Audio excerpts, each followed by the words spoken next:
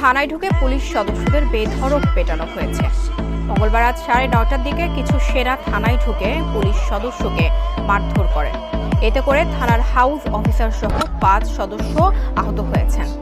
এ ঘটনায় সেনাবাহিনীর 3 lieutenant colonel সহ 16 জনের বিরুদ্ধে মামলা করেছে পুলিশ। অভিযুক্ত সেনা সদস্যদের বিরুদ্ধে দাঙ্গা, হত্যা চেষ্টা এবং থানায় ঢুকে পুলিশ সদস্যকে অপহরণের অভিযোগ করা হয়েছে। এছাড়াও পুলিশের অভিযোগে বলা হয়েছে, অস্ত্র ও পোশাকসহ 3 কর্মকর্তার নেতৃত্বে সেনারা অনুমতি ছাড়াই থানায় প্রবেশ করেন। এ সময়ে কোনো ধরনের উস্কানি ছাড়া থানার ভেতরে থাকা পুলিশ সদস্যদের মারধর করেন। এমনকি পুলিশ সদস্যদের লাঠিও মারেন তারা। এ ঘটনার পর বিষয়টি পুলিশের ঊর্ধ্বতন কর্মকর্তাদের জানানো হলে দ্রুত সেখানে ছুটে যান কর্মকর্তারা। পুলিশ জানায়, আহত সদস্যদের উদ্ধার করে হাসপাতালে নেওয়া হয়েছে। অন্যদিকে সামাজিক যোগাযোগ মাধ্যমে এই ঘটনার একটি ভিডিও ভাইরাল হয়েছে।